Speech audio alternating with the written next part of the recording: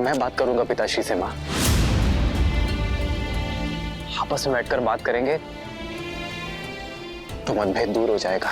मतभेद हल हो सकते हैं, मनभेद नहीं। और वैसे भी इस समस्या का कारण ना तुम्हारे पिताश्री हैं और ना मैं। तो फिर कौन है माँ? तुम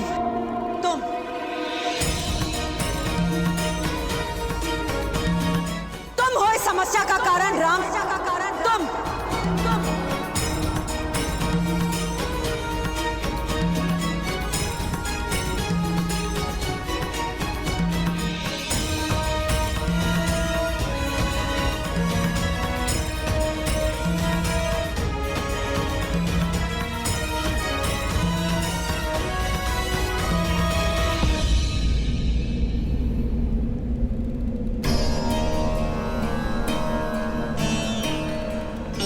ऐसा क्या अपराध कर दिया मैंने माँ कि मैं अपने ही पिताश्री के लिए समस्या बन गया? यदि समस्या का कारण मैं हूं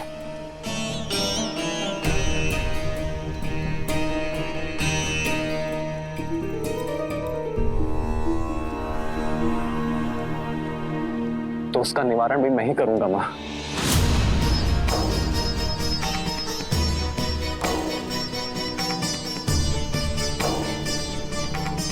समस्या का कारण तुम अवश्य हो, किंतु निवारण तुम्हारे वश में नहीं है। आज तुम्हारे कारण तुम्हारे पिताश्री वो करने जा रहे हैं जो आज तक किसी रघुवंशी ने नहीं किया। कुल की मर्यादा को तोड़ने का अपराध।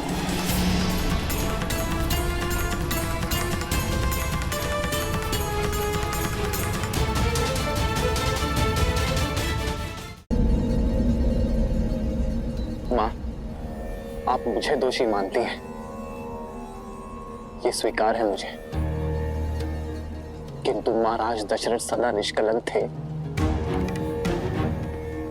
और सदा रहेंगे।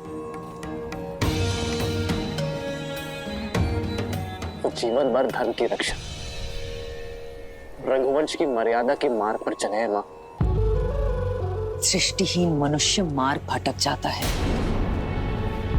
और तुम्हारे प्रिय पिताश्री पुत्र मोह में, तुम्हारे मोह में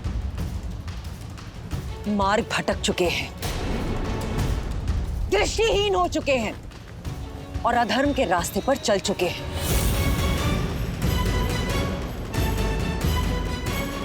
विश्वास नहीं होता? देखो उनकी ओर, देखो।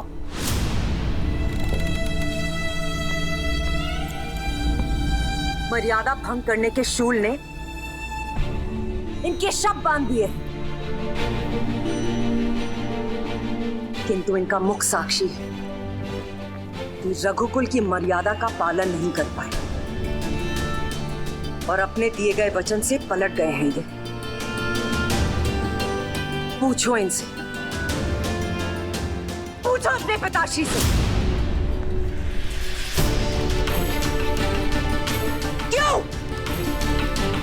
क्यों मेरे बलिदान का मान नहीं रखा जा रहा है? सम्रासुर युद्ध के पश्चात जो 2 वरदान मुझे दिए थे, उनकी पूर्ति करने से क्यों हिचकिचा रहे हैं? पूछो अपने पिताश्री से राम, पूछो।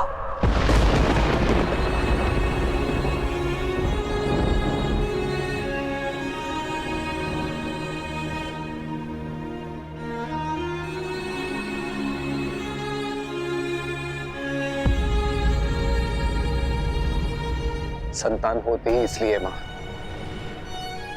कि पुरखों की मर्यादा सनातन रहे। वो पुत्र ही क्या जो अपने माता और पिता के वचन को पूर्ण न कर सके।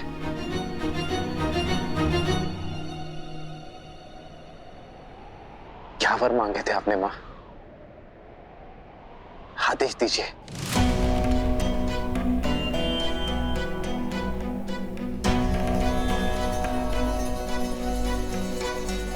जो पिता नहीं कर पाए वो पुत्र क्या करेगा? फिर भी अगर तुम सुनना ही चाहते हो तो सुन। मेरा पहला वर अयोध्या के सिंहासन पर अब तुम नहीं, मेरा पुत्र भरत बैठेगा।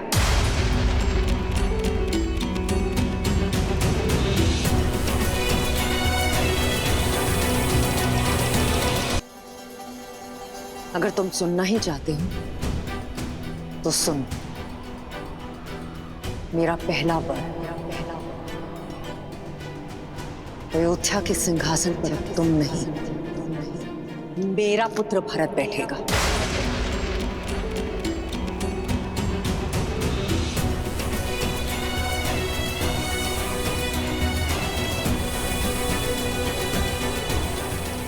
बस इतनी सी बात मां,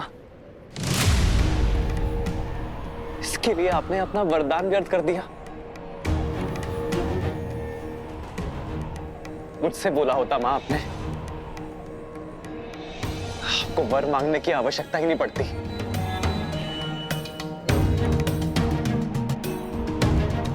मेरा भरत राजा बने, इससे किसी को क्या आपत्ति हो सकती है मां? भरत जैसा न्यायप्रिय और परोपकारी राजा पाकर अयोध्या धन्य हो जाएगी मां। अब दूसरा वर बताइए मां।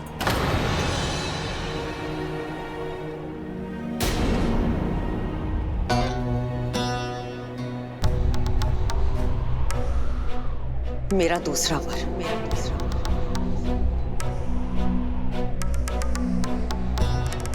तुम शीघ्र अतिशीघ्र अयोध्या छोड़कर 14 वर्षों के लिए वनवास चले जाओ।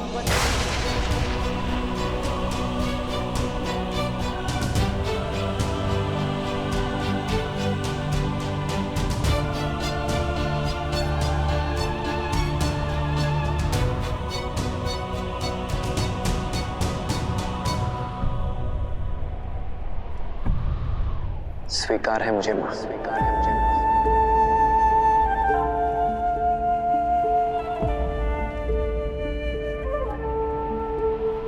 हाँ, थोड़ा कष्ट होगा।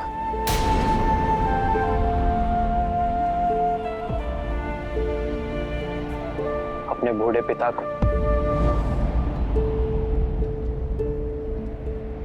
और स्नेहमयी 3 माताओं को इस अवस्था में छोड़कर दूर जाना होगा।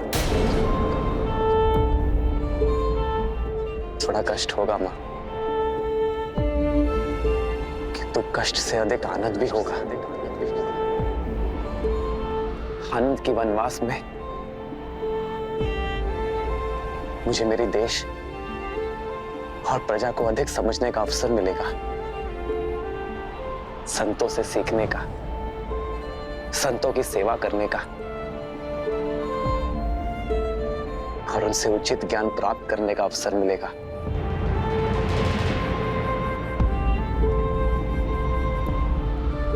अपने पिता के वचनों का मान रखने का गर्व मिलेगा।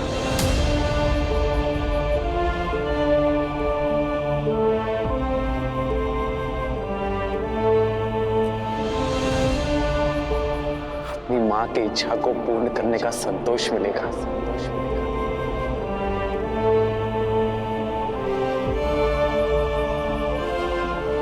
मेरे भरत को राजपथ और मुझे ज्ञानपथ मिलेगा मां।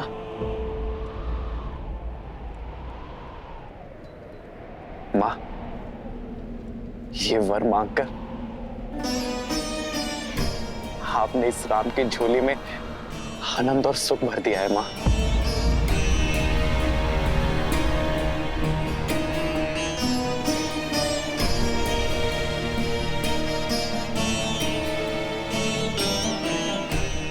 मां, आपका ये पुत्र आपकी इच्छा और पिताश्री के वचन दोनों को अवश्य पूर्ण करेगा।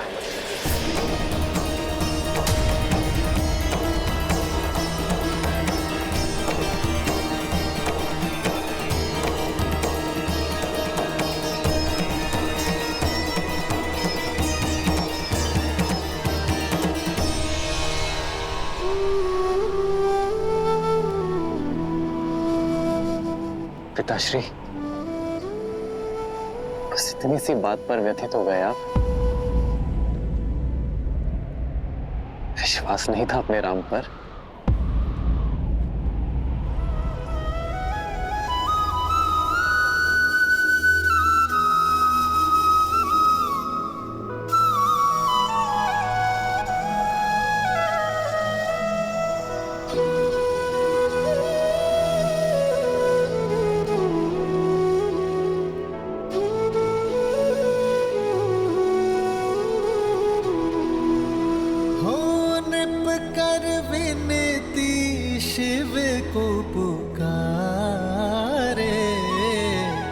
कृपा करो प्रभु कष्ट न तारे।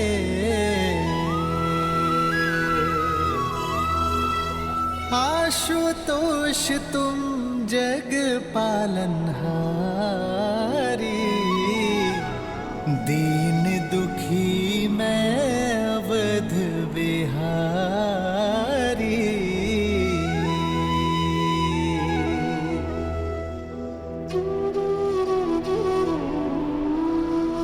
प्रसन्न हो जाइए पिताश्री, आपके राम को महाराजा हरिश्चंद्र और भगीरथ के मार्ग पर चलने का सौभाग्य मिला है। मैं धर्म यात्रा पर प्रस्थान करने जा रहा हूं पिताश्री। अपने नेत्रों पर इन अश्रुओं के साथ नहीं, अपने मुख पर गर्व के साथ अनुमति दीजिए पिताश्री।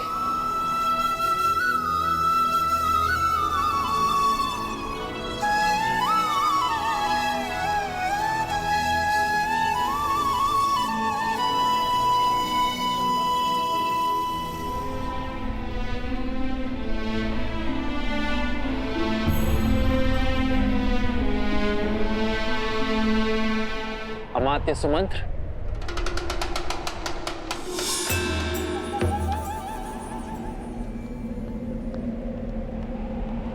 जी कुमार। पिताश्री का स्वास्थ्य ठीक नहीं है, ये किसी को ज्ञात नहीं होना चाहिए। आप इसी क्षण राजसभा जाएं और मेरा एक संदेश सभी को दें।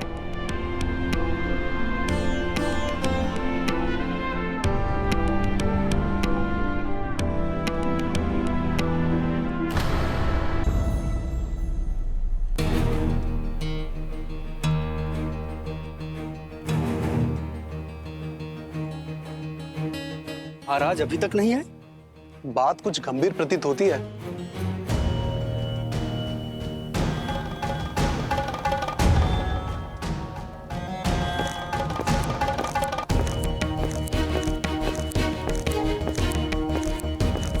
राम आ गया।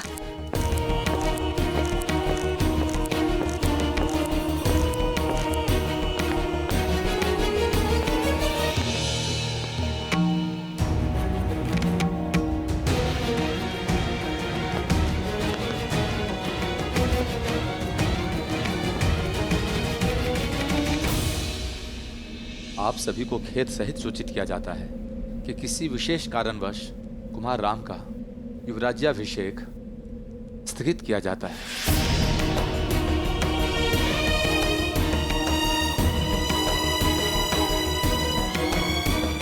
अचानक ऐसा क्या हो गया? ऐसी क्या बात है जो हम सबसे छुपाई जा रही है?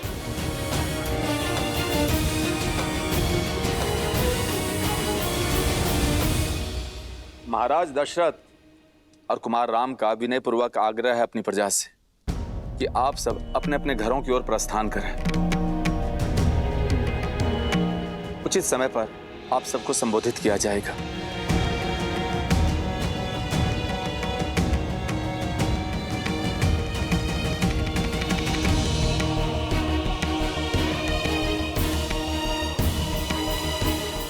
सुमंत्र जी, क्या बात है? सब ठीक तो है ना? क्यों बुलाया राम को महाराज ने? क्या हुआ है वहां? आप मौन क्यों हैं? सत्य बताइए सुमंत। कुमार राम महाराज के साथ ही हैं। उन्होंने आप सबसे निश्चिंत रहने के लिए कहा है। मैं स्वयं उनसे मिलकर आती हूँ। जी माँ, चलिए। ठहरिए।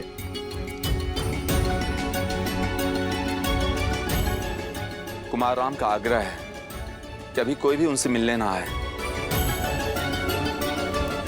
कुछ समय में वे स्वयं आकर आप सबसे बात करेंगे, आपको सब कुछ समझाएंगे। किंतु बात क्या है सुमंत? क्षमा महारानी, मुझे केवल इतना ही संदेश मिला है।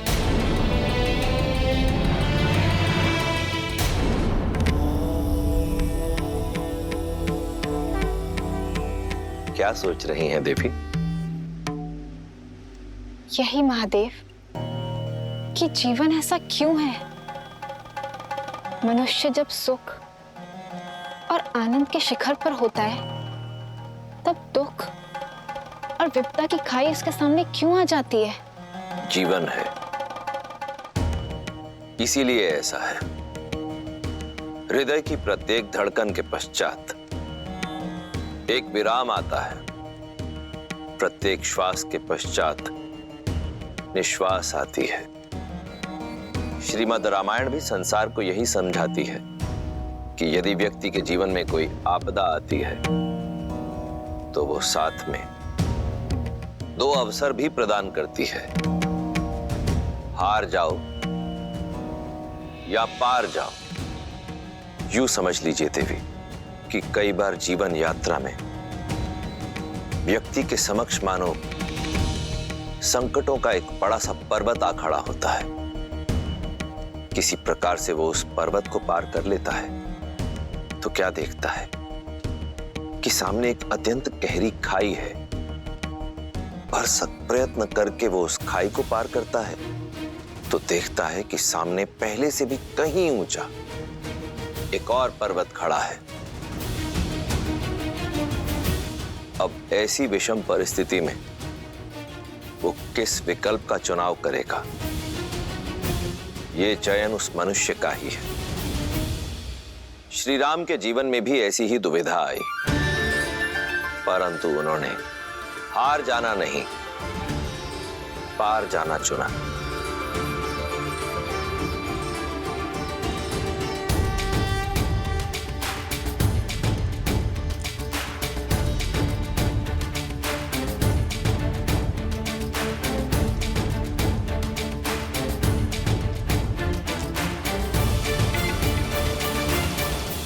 ना जाने किसकी कुदृष्टि लग गई।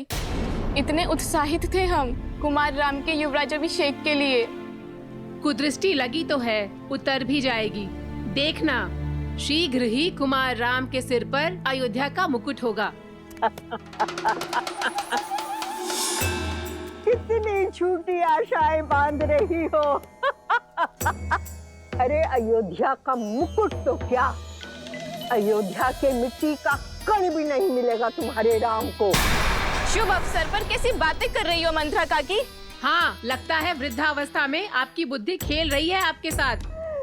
मेरी बुद्धि नहीं खेल रही है, बल्कि ये सब मेरी बुद्धि का रचा हुआ है।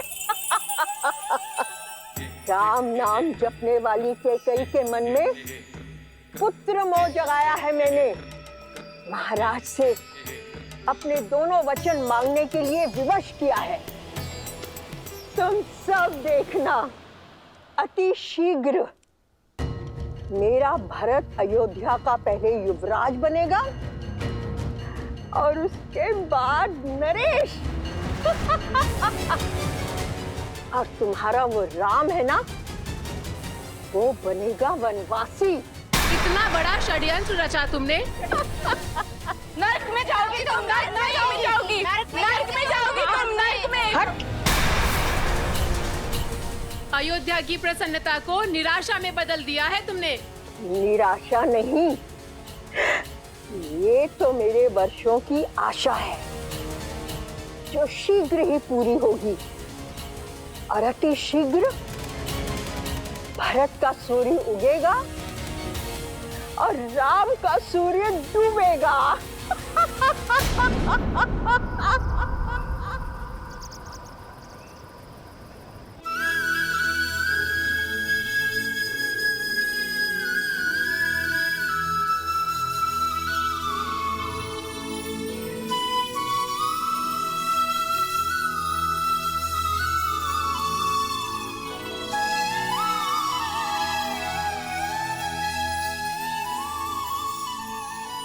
माँ,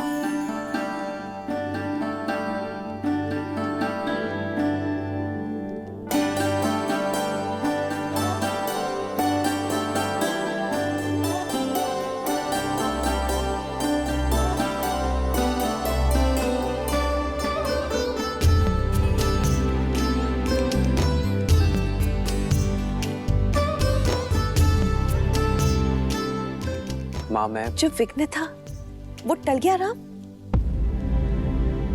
हाँ माँ,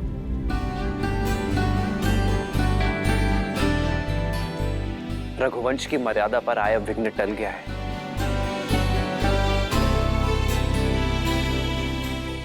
युवराज अभिषेक होगा, आपके पुत्र का ही होगा माँ।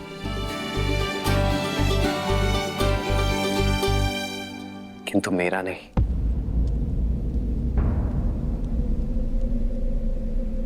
मेरे भाई भरत का होगा।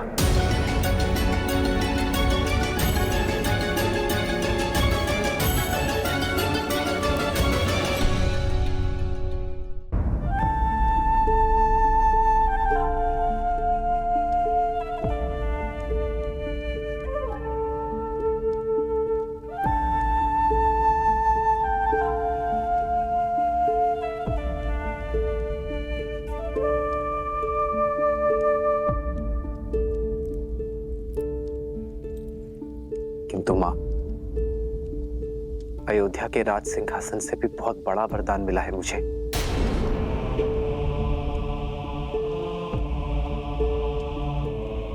अपने पिताश्री के वचन को निभा सकने के योग्य बनने का वरदान।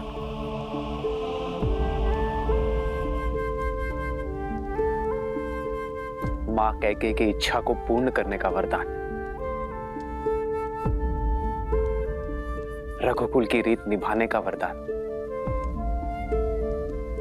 पितामह हरिश्चंद्र के पथ पर चलने का वरदान। और सबसे बड़ी बात मां, संतों की सेवा करने का वरदान। उनसे उचित ज्ञान और सीख पाने का वरदान। और ये वरदान क्या है आर्य?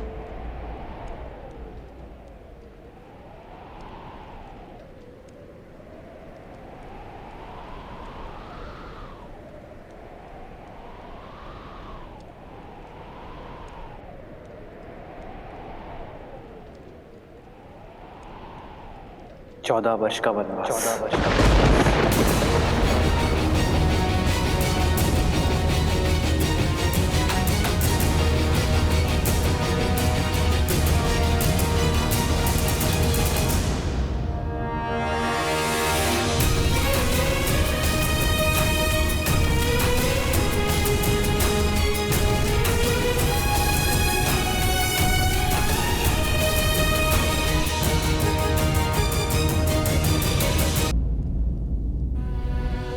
मां होने के नाते कैकेयी ने अपने पुत्र भरत का सोचा।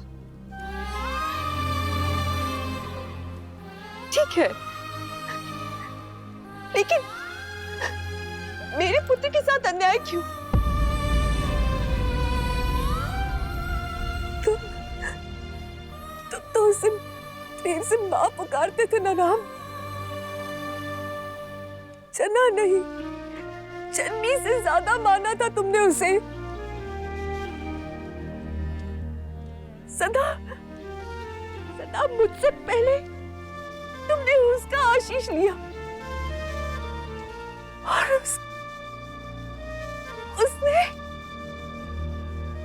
उसने ये अभिशाप दिया। इतिहास कभी क्षमा नहीं करेगा उसे। मैं कभी क्षमा करूंगी। मैं नारायण से प्रार्थना करूंगी। नहीं,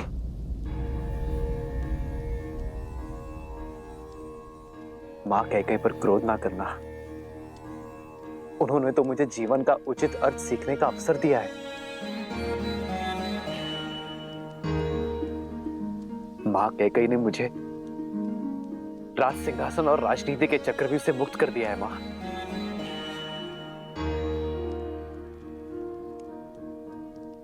मेरा भरत, मेरा प्रिय भरत अब राजा बनेगा। मेरे सारे दायित्व, राजमुकुट का बोझ अब भरत संभालेगा मां।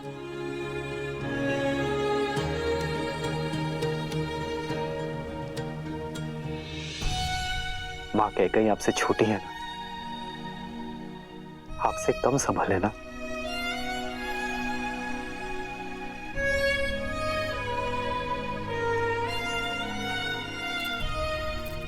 सब वरदान तो पा चुके हो राम,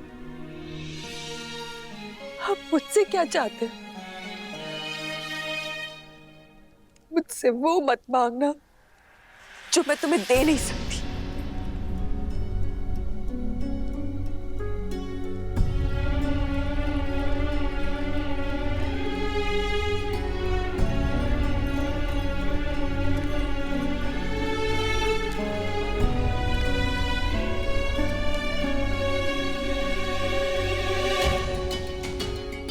मैं वही मांगने आया हूं मां, जो आप मुझे नहीं देना चाहते।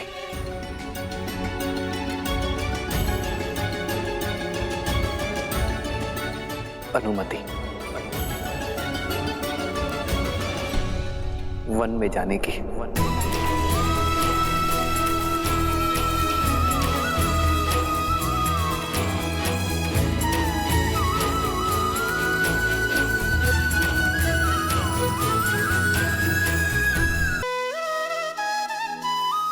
पहले एक बार आपने मुझे गुरुकुल के लिए विदा किया था, किंतु उस समय आपके नेत्रों में आशा थी और मुख पे उत्साह था कि ये आपके पुत्र के भले के लिए है।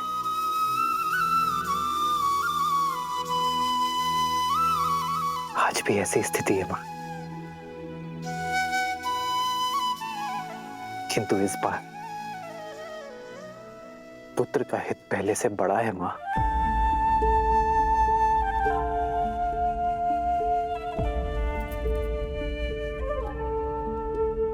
गर्व है मुझे,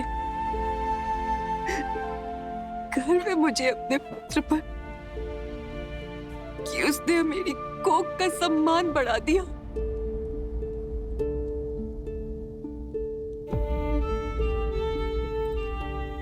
तुम्हें अनुमति ना देकर मैं अपने पुत्र का त्याग झूठा नहीं करना चाहती पुत्र।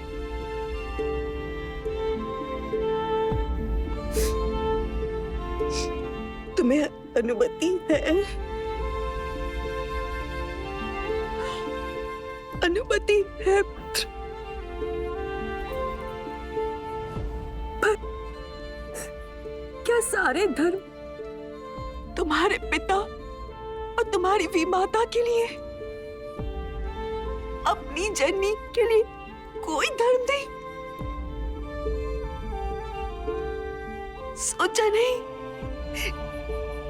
कि मैं तुम्हारे बिना इस महल में कैसे रह पाऊंगी? 14 वर्ष जब मेरा पुत्र वहां वन वन भटक रहा होगा। नहीं, मैं भी चलूंगी, मैं भी चलूंगी पुत्र, मैं भी तुम्हारे साथ चलूंगी पुत्र।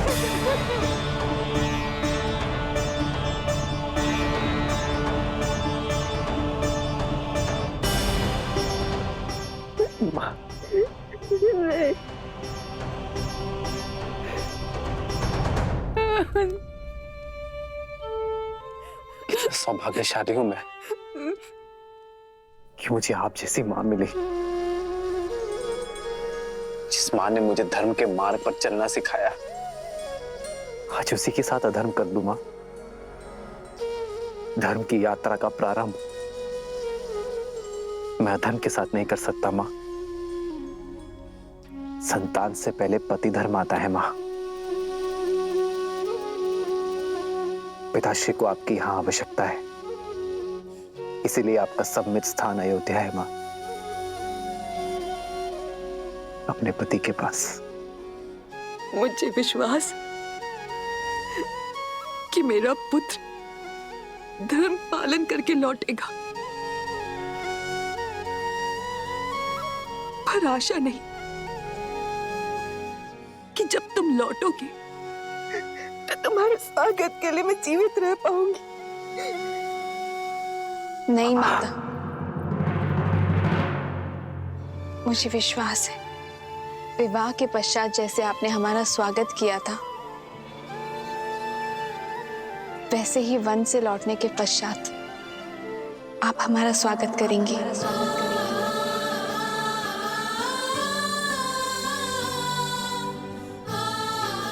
सीते, तुम? क्यों रघुनंदन, क्या माता के लिए धर्म भिन्न है और सीता के लिए भिन्न? अभी अभी आप ही ने कहा था ना कि पत्नी का धर्म स्थान उसके पति के पास होता है। जहां मेरे पति रहेंगे वहीं मैं रहूंगी।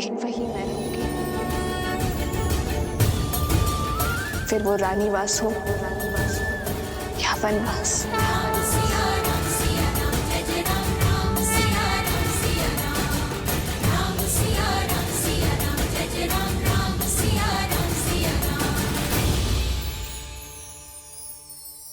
नहीं पुत्री, तुम नहीं जा सकती। तुम अयोध्या की कुलवधू हो। तुम कोई वनवासनी नहीं हो सकती।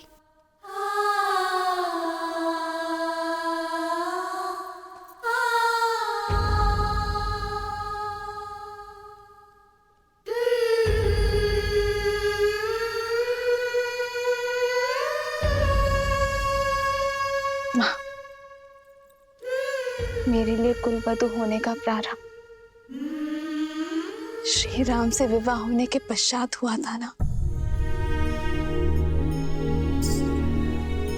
पत्नी धर्म निभाए बिना कुल धर्म कैसे निभा पाऊंगी माँ?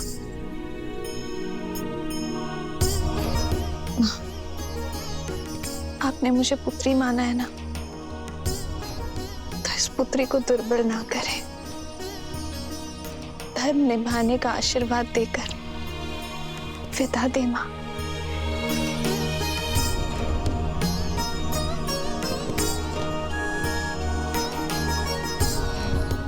वनवास का आदेश केवल मेरे लिए है सीता। अपना प्रारब्ध मैं तुम्हें नहीं दे सकता।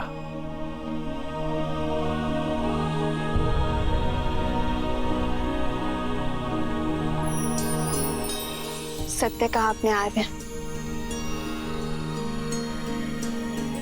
वनवास जाने का आदेश केवल श्री राम को है, रे श्री राम को।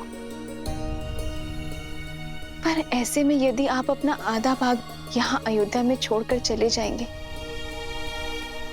फिर आप रघुकुल की मर्यादा कैसे निभाएंगे आर्य? प्रारब्ध से बड़ा संबंध वो है जिसमें हम जुड़े हैं आर्य। यदि मैं शरीर हूं तो आप आत्मा है, और ऐसे में हम भिन्न भिन्न कैसे रह सकते हैं आर्य?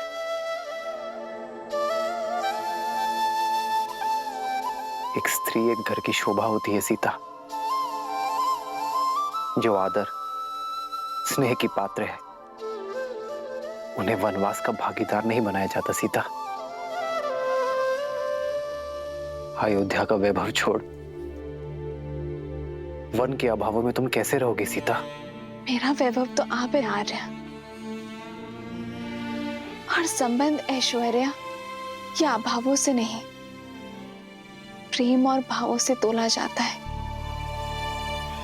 रानीवास हो या वनवास, जहां श्री राम होंगे वहीं सीता करेगी निवास। राम सिया राम सिया राम सिया राम राम। इस मार के हर पग में तुम्हें दुख के कांटे मिलेंगे सीता।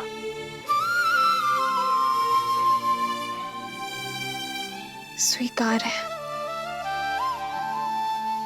और आपके वियोग के शूल नहीं सह पाऊंगी मैं आर्य। राम सिया राम सिया राम सिया राम राम सिया राम सिया राम। किंतु मिथिला नरेश को मैंने वचन दिया था सीता कि उनकी पुत्री को सदा सुरक्षित रखूंगा। माता सुनैना को भी आश्वस्त किया था मैंने कि उनकी पुत्री को कभी दुख नहीं दूंगा। अगर तुम्हें वनवास ले गया तो उनका सामना कैसे कर पाऊंगा मैं सीता? वही तो दशरथ नंदन, वन जाकर आप अयोध्या में मेरी रक्षा कैसे कर पाएंगे? और संतों के संग से मुझे वंचित करके दुख दे पाएंगे आप?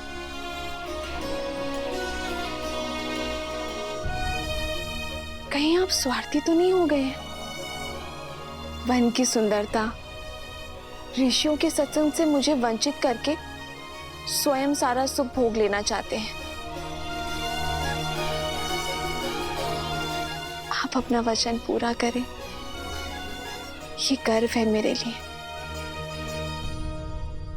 लेकिन आर्य, मैंने भी वचन दिए है, माता पिता को वचन दिए है कि मैं सदा मिथिला के संस्कारों को निभाऊंगी।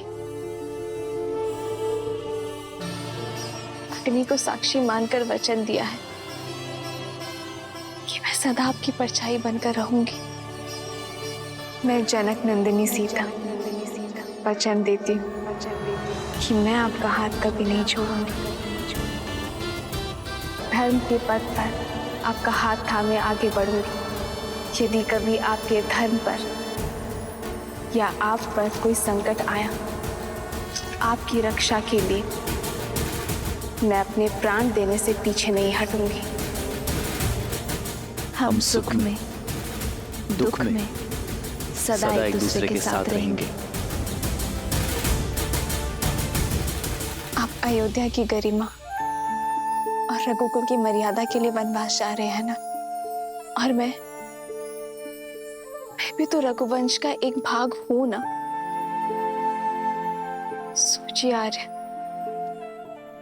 जब इतिहास कहेगा कि रघुकुल की कुल वधू ने महल के सुख के लिए अपने पति का साथ छोड़ दिया, तो क्या तब भी अयोध्या की रघुवंश की गरिमा बनी रहेगी?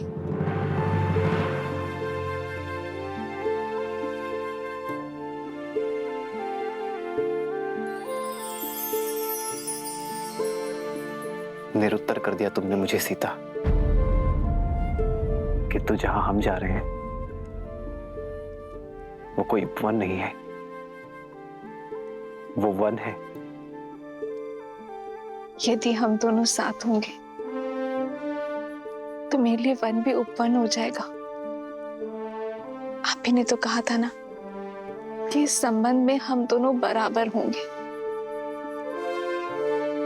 पद में, सम्मान में, अधिकार में।